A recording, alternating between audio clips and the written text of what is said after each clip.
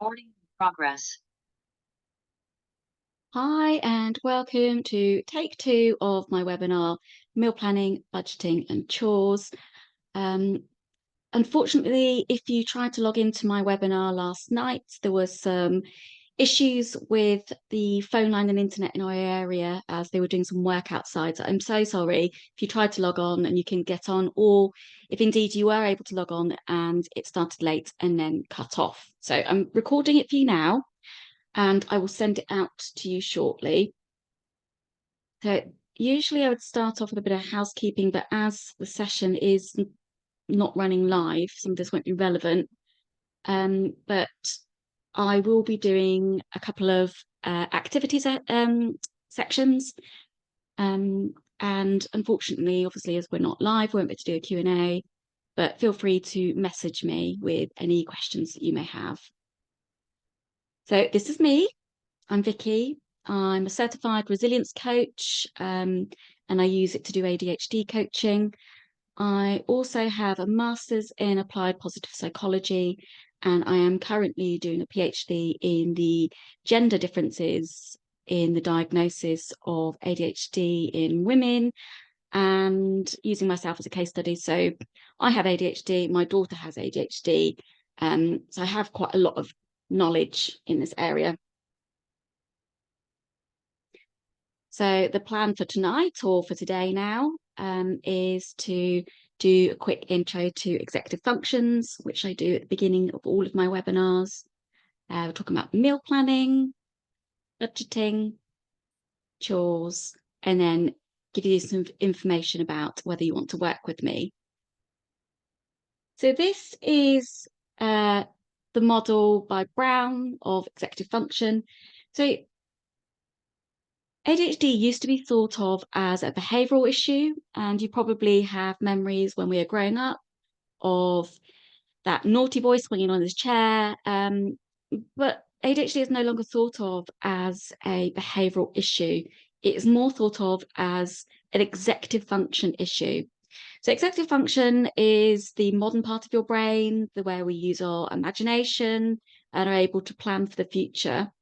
Um, so talking about it in relation to meal planning, budgeting, and chores, we can look at each component separately. Activation involves the initiation of tasks or activities. So individuals with ADHD may struggle to get started with the meal planning and budgeting and things like that due to our difficulties in activating our intentions. Our strategies could be to break tasks into smaller, manageable steps, set clearer goals, and use visual cues to help enhance our activation.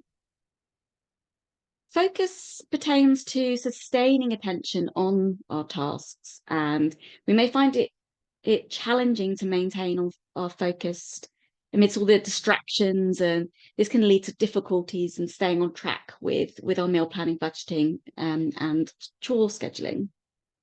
Could use techniques such as creating a structured routine, minimizing distractions, using timers or alarms. That refers to the allocation of energy and resources to each task. And people with ADHD can struggle with regulating effort levels, and this can result in inconsistency in completing meal planning and budgeting and chore scheduling. What you could do is implement rewards or incentives, break the tasks into small chunks, and practice self monitoring, which can help enhance our effort regulation. Emotion regulation involves our feelings and impulses. So, people with ADHD can often experience difficulties in regulating emotions, which can impact our ability to engage with tasks. So, techniques could be mindfulness exercises, relaxation techniques, and seeking social support. Working memory refers to the ability to hold and manipulate information in our minds. So, individuals with ADHD often have a deficit in the working memory area, and it can hinder our ability to organize and prioritize tasks. So, strategies could be to externalize your internal thoughts, which I talk about quite a lot. You could do this by writing lists or using apps. You could practice rehearsal techniques and try implementing organizational symptoms to help with any memory issues. Action is really important because it's no good just doing lots and lots of planning and then not actually following through. So action involves the implementation and completion of tasks. People with ADHD may struggle with initiating and then following through on your meal planning, budgeting, or chore scheduling due to your difficulty in translating your intentions into actions. So you could utilize strategies such as setting specific deadlines, external deadlines so that out of your control, breaking tasks into smaller steps, and practicing time management techniques, which I did a webinar in January about. Okay, so that's the executive function model, and it kind of acts like the CEO of your brain. So it's good to have a sort of understanding about it in relation to everything to do with ADHD. But let's move on to the meal planning portion of the webinar. So what do I mean by meal planning? There is so much to unpack when thinking about meal planning and food in general in relation to people with ADHD. The obvious factor is, that we find it difficult to plan and organize ourselves in general, and this overflows into planning on meals. But there are also other factors to consider. For example, if you are taking ADHD medication, that can suppress your appetite. And then sometimes that can mean that you're then prone to overeat later on once the medication is worn off. There is also a high incidence of eating disorders related to people with ADHD, particularly in women. But of course, that's not exclusive to women. There are men who also have issues in this area. So I will be focusing on the organizational factor of meal planning, as I'm not a nutritionist or a psychologist. I'll also be concentrating on the main evening meal due to time, not on sort of breakfasts and lunches and things this time. So the first thing you need to do is create a list of meals that you can refer to. This could be a massive list pinned on your fridge or a list on your phone, whatever you have ease of access to.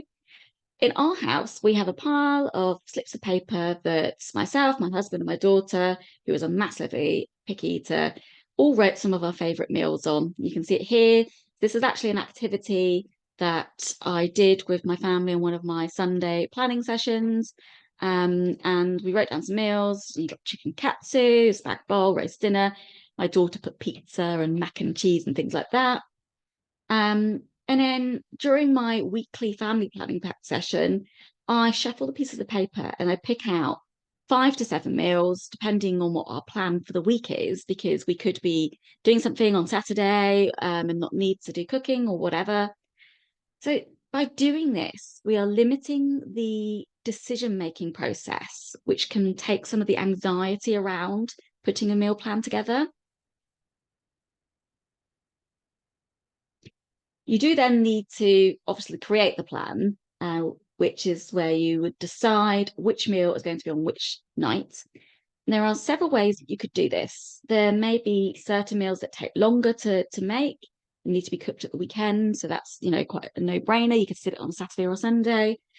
Or maybe there are meals that you or your partner are better at making, and therefore you want to schedule that meal for a day when either you or your partner are around to actually make that meal.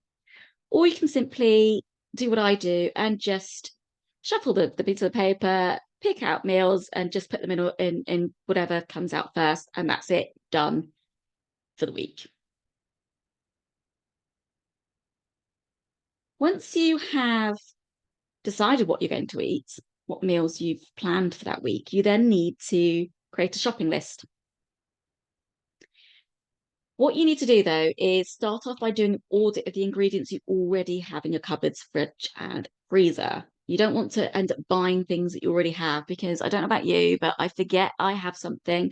I end up buying another 3 bottles of ketchup, and then you have like an even more crazy cupboard, and it makes it a bit uncomfortable with, looking like you're, I don't know, hoarding or something. And let's face it, food's really expensive at the moment, so you don't want to have an overflowing cupboard stressing us out. So create a list of what you need to buy after you've done your audit, and then you want to take that list to the supermarket with you. That list could be a piece of paper, it could be an app. I talked about Todoist last month, and there's actually a shopping list section in there that I share with my husband. So whoever's going shopping could have that. But that does bring me on to supermarkets. If you were like me, you may struggle with supermarkets. Not only are they bright, noisy, and busy, but you also have to make decisions about brands, and add to that an impulsive behavior where you are highly likely to grab every offer going, especially if it's chocolate or crisps or something, that grabs your attention. There are several ways you can handle this. My preference is to shop online. If you can, try and shop online, because it means that you have your list. You just type in, on the website or on your app, however you're doing it. You're more likely to stick to the list. You can then have it either delivered, or you could go and do click and collect. Do it as the Sainsbury's or wherever's closest to you. And it takes that the sense of bombardment of all the brightness and loudness, everything away as well, and the anxiety that I get and other people get when going to the supermarket. But if that isn't possible and you do need to go for whatever reason, I suggest that you don't go when you're hungry.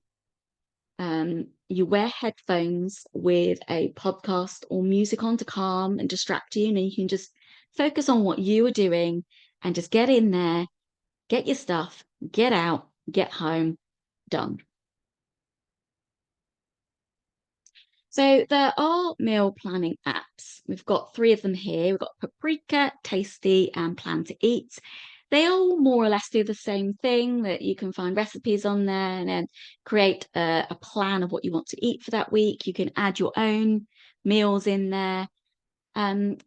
The difference between the 3, the Tasty is a viral video app as well. So if you like watching, I think sort of like TikTok type meal recipes, so you could maybe have a look on there, and then you can choose what meals you want to eat. You maybe be inspired that way.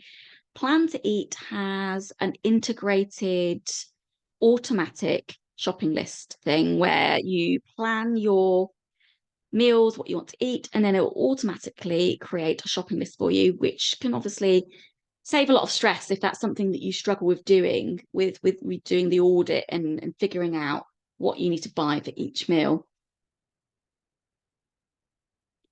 So some basic meal planning tips. Double up on all your meals when you're making them. Make more than you need and freeze it, so that you maybe don't have to cook something else next week. So it saves one of your days of planning. In that same vein, maybe do batch cooking if you can, maybe 1 day a week, 1 month a week, whatever works for you.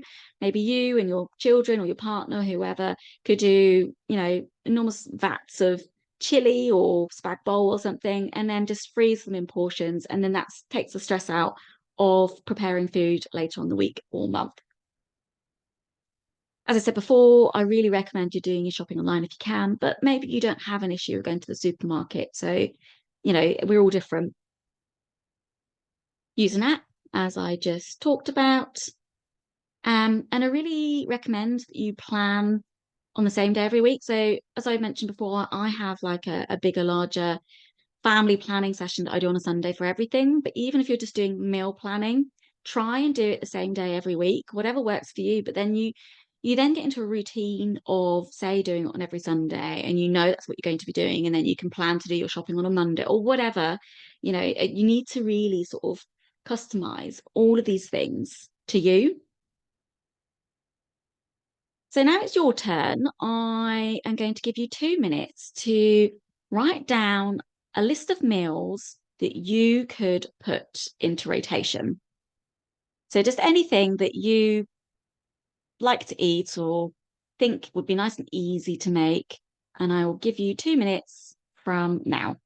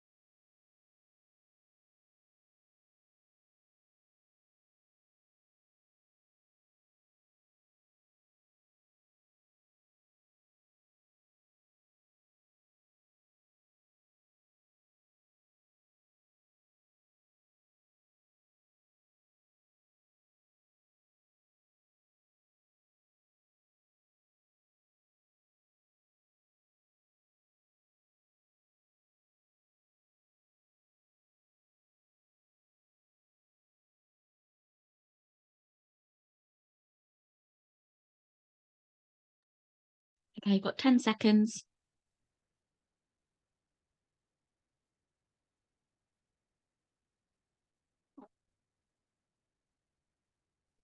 Okay.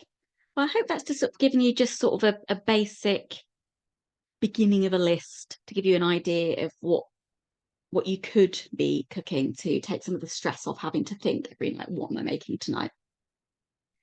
So let's move on to the budgeting section. Now, I'm going to be quite general in this section because I think everyone's circumstances are different. So you may have a partner or not have a partner. You may be working or not working. You may have kids. There are so many different things. So what the tips I'm going to give you are going to be a bit more general. I think the first thing we need to think about is how we approach budgeting, because for many people with ADHD, the term budget can sort of really trigger negative feelings associated with scarcity and inflexibility. But what we need to do is think of budget as simply a forecast of your expected income and your expected expenses. And the true power just lies in comparing the projections of your income and expenses with the actual money that comes in and out each month. So instead of being overwhelmed by the numbers, I want you to just to consider budgeting as a proactive step towards your financial empowerment. Let's sort of have a think about how we can redefine budgeting. You need to really understand your take home or the money coming in each month. So this would be the money after tax, and I'm talking about your sort of household income, whether you have a partner, so it'd be both of you. Although having a personal budget is really important as well. And you need to calculate your essential expenses, your outgoings. So this would be your rent or your mortgage, council tax, your water bill, electricity bill, your phone, your internet. I mean, everything that you pay for to do with, well, with anything. It could be the gym, anything you pay for every single month, or as a regular payment that should be set up to be paid every single month. You need to calculate all of your outgoings, all of your essential outgoings, not something you would like to do, just your essential ones, firstly. And then from that, you can determine your expendable income or your money that you have left over. I mean, obviously, try not to just spend it. Try and have some savings, because that will soften any blow for any emergencies at later dates, or maybe even have a treat of some kind. But it's really important that you get your head around the first two. the monthly money coming in and the monthly money going out. You also need to keep track of due dates for bills. And I would really not just strongly, I command you to automate all of this. If you have a regular bill coming out, don't rely on you remembering to pay your credit card bill or something. Set up a direct debit. Have it set up every single month so that you don't have to worry about late payments charges, because there is a whole thing online at the moment about this thing called ADHD tax, where it's quite a common occurrence that we unfortunately forget to pay for things on time, and then we get charged. If you can avoid that, then why wouldn't you? You also need to regularly review your budget, because maybe something isn't working, or you've realized that you keep going into your overdraft every month. You need to have a regular sort of review or catch up on what's going on in your budget. Now, I had a bit of an issue with overspending when I was younger. So I now have a spreadsheet with lots of different tabs on it. And I will send out a very basic one over to you just to give you an idea of the kind of things you should be tracking. And then you can obviously customize it and make it your own. So there are some budgeting apps. We've got Money Hub, Tiller, and Emma. They're all very much the same, that you link it to your bank account, and then you can sort of monitor what you're spending your money on, and you can have different labels. That you could have one that says, household expenses, one could say entertainment, one could be a saving pot for your holiday next year. There are lots of different things you can do within them. The main difference between these three is that Tiller has AI related to it or linked to it, and it's then meant to tell you how you could be spending your money better. So it just depends on how comfortable you are with AI being linked to your bank account, but I'm sure there has to have been some sort of like rigorous financial legal checking on it. So, but have a look at them. Also, there are a lot of the banks that have apps now. I'm a Monzo user, although it's not technically just an app, it's a bank. Its app's really helpful, and I can just access it anytime. It's really, really easy to use app on my phone. And there's this function called a roundup function that I've set up so that if anything I pay for with my card is, say, it's £8.99, that 1 pence, the round up to the next pound, will go into a different pot, and it's my savings pot, and gradually that builds up. And at the moment, I noticed that I've got about £100 in there just from this slow building up of 2 pence here, 1 pence there. I mean, it's taken a while, but and then you can use that as a treat or something. So there are lots of different things you can do, and I'd really recommend you sort of have a look out there at apps, or think about using a more online digital bank that are set up specifically for things like this. But that does move me on to impulsive spending, as I alluded to a moment ago, that I actually had a bit of an issue with overspending previously. When I was younger, I was very impulsive. I would buy things that I just couldn't afford. I got myself quite badly into debt. This is a really common thing with people with ADHD, because it's to do with a lack of dopamine in your brain, and you're craving a dopamine rush. And it's the same as if, other things that create a dopamine rush, like doing drugs or having sex or eating, all these things, they give you like a dopamine hit. And so does shopping for some people. And this was a bit of an issue for me previously.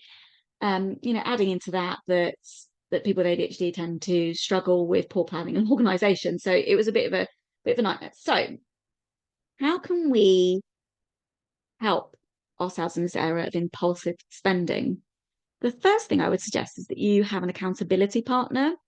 This could be your husband or wife, or it could be your parent or a best friend.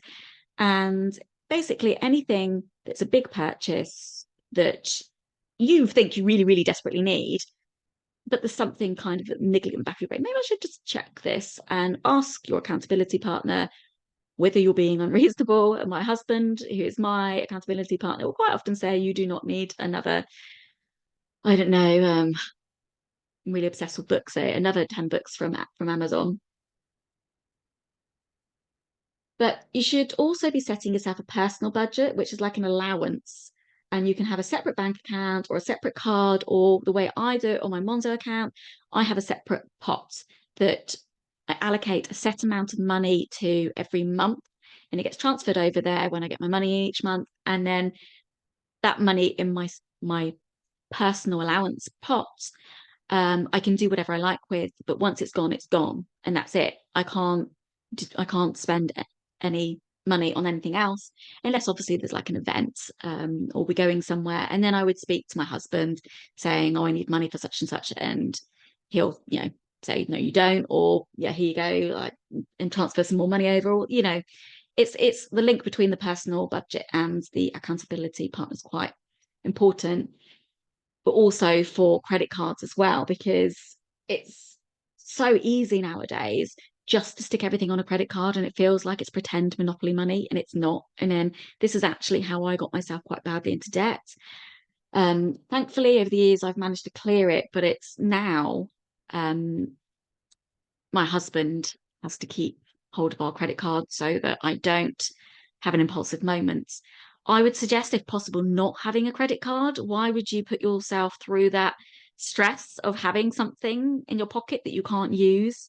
But I do appreciate that, if you do need it for improving your credit rating or a large purchase or something, that there may be a reason that you do need a credit card. But I would just suggest that you don't have ease of access to it, that maybe somebody else looks after it, or it's locked away somewhere, so you have to sort of really think about it before you go and get it. And it's not just sat on your bedside table while you're doing your, online clothes shopping. So I'm going to move on to the chore section of the webinar. Um, Most people hate them.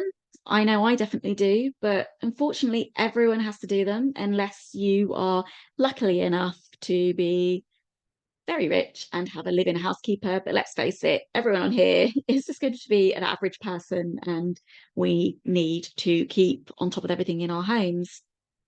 So, how do we start to think about this area? We need to start with another audit. We need to think about all the things that need to be done in our home. Um, So I think I sent this worksheet out to you in my email on Monday. And this is just some of the things that I tend to give to my clients and I use myself, but you need to create your own list, really. You need to think about things that need to be done on a daily basis, things that need to be done on a weekly basis, and bi-weekly or fortnightly, or even there's some monthly things. I mean, to be honest, I don't tend to mop my floor every other week. I tend to do it monthly. I'm not here to judge you. If you want to, I don't, even if you want to change your bedding once a month, it's up to you. You just need to have a routine so that you know that everything is getting done. So, another task for you, I want you to now start your list. And I mean only start because it's quite a big, ever-changing list with asking you to start here. But start writing a list of all the things that need to be done at home. You could choose to maybe just focus on the daily things that you're doing, or the weekly or fortnightly, or maybe there is an area that's really bothering you, a particular room or something that you want to focus on, all the things that need to be done in there. And I'm going to give you 2 minutes to do that, starting from now.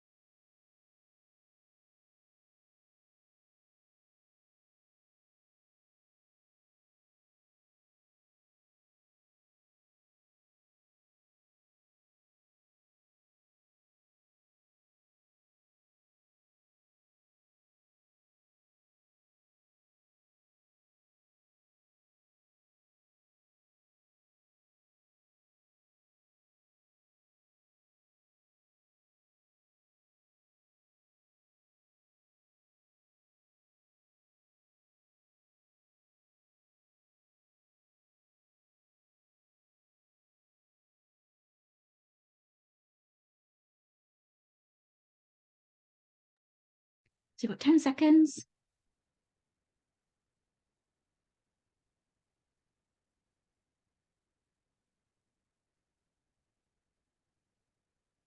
Okay, so I hope that has just started you off. I do appreciate that is going to be a much bigger project, but it's good to just get started. Sometimes that initiation of doing a chore audit can be quite difficult.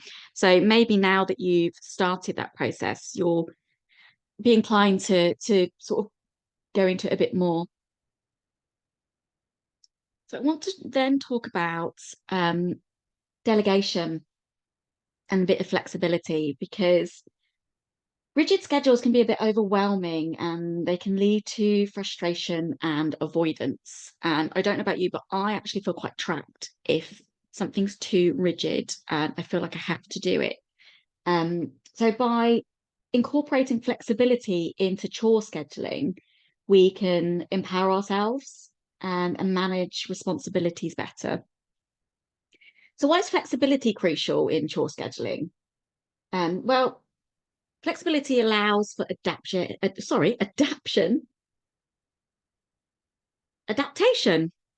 Sorry, the word completely went blank for a moment to our changing circumstances and reduces the stress that we associate with having like a strict, rigid routine. It also accommodates our natural fluctuations in our focus and energy levels that we as individuals with ADHD have. And by embracing the flexibility, we can then approach chores with a bit more relaxed mindset, and hopefully this will then increase our motivation and productivity.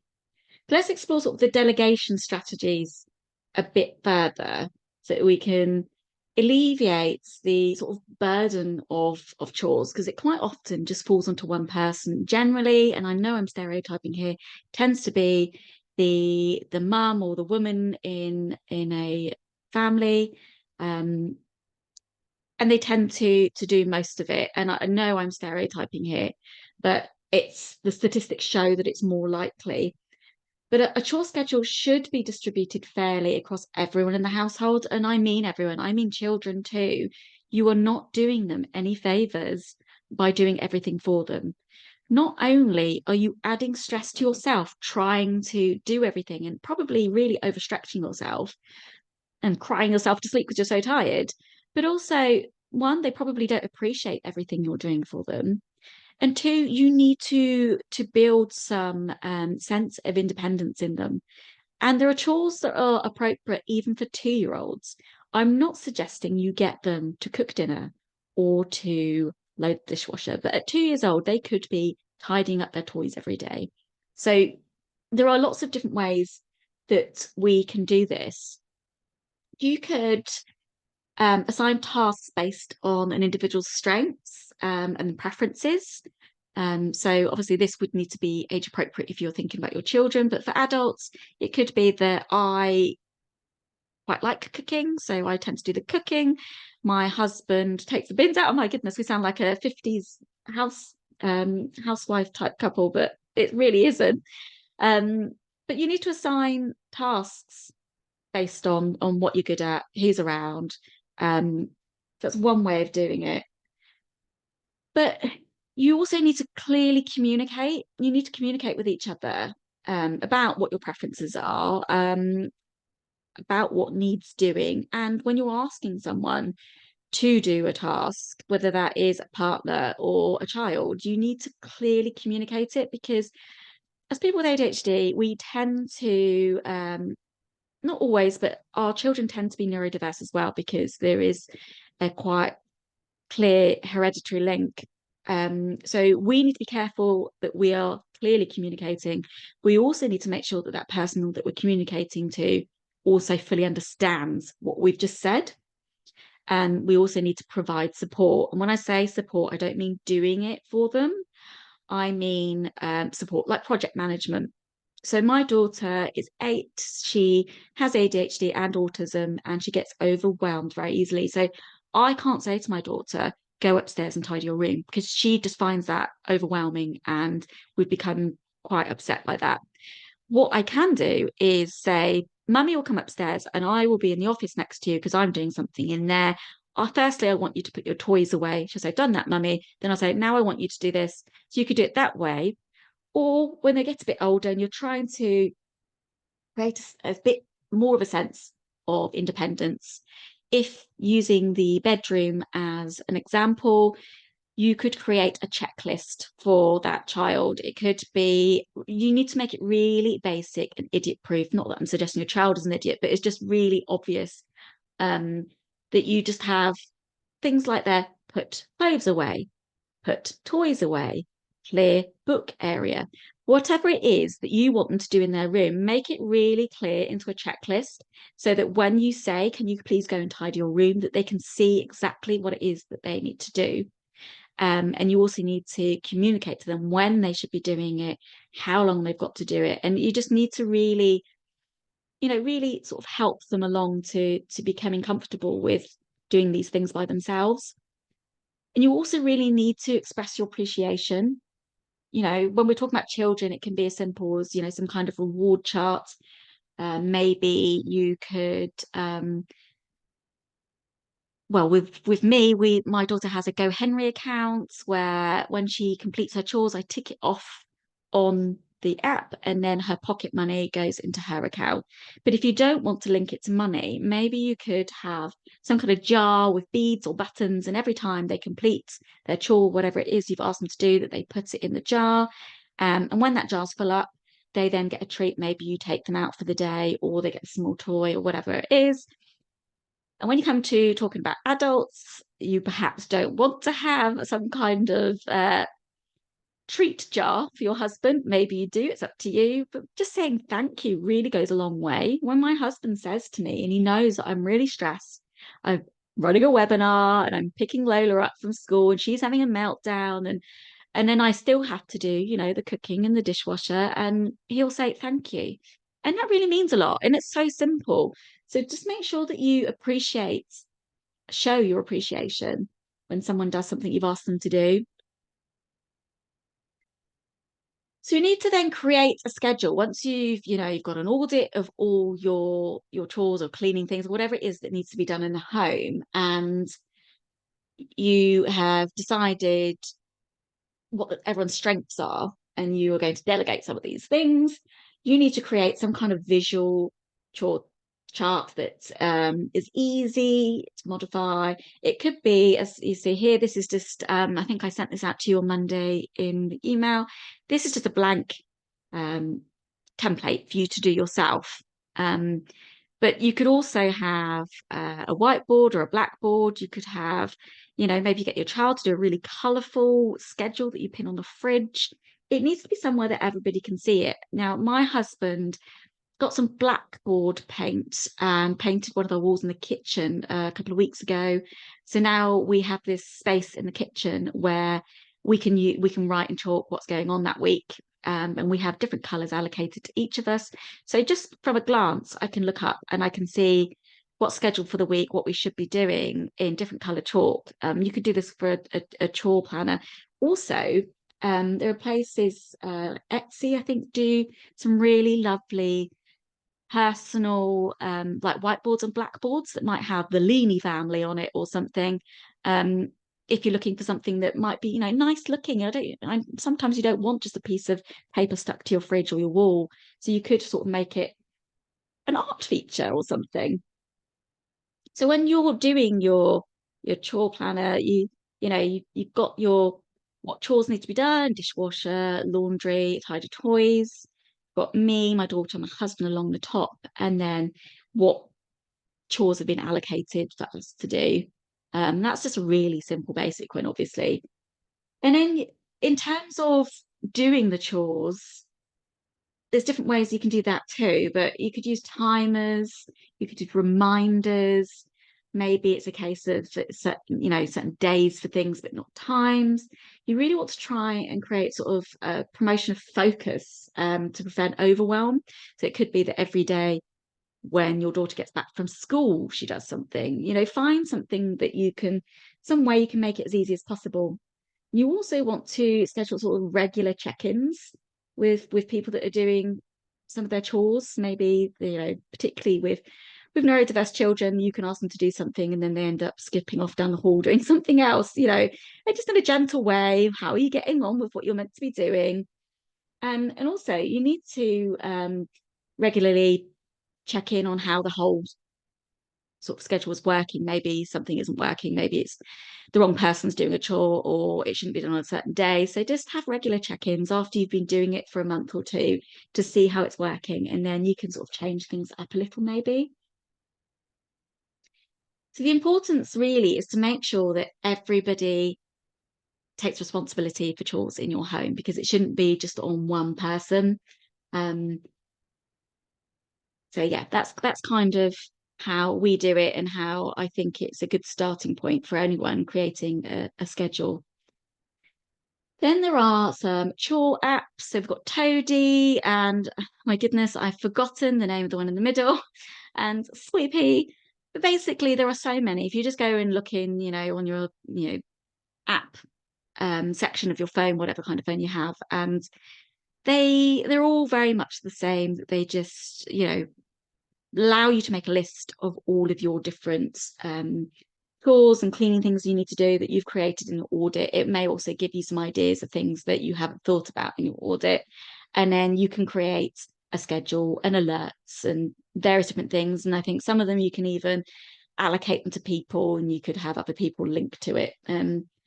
With apps, I think they are great, especially for people with ADHD, but you have to really careful you don't just have like a million apps on your phone or tablet. So try and find ones that are multi-purpose if you can. Todoist is one that I really recommend just for lots of different things, and I talk about it quite a lot.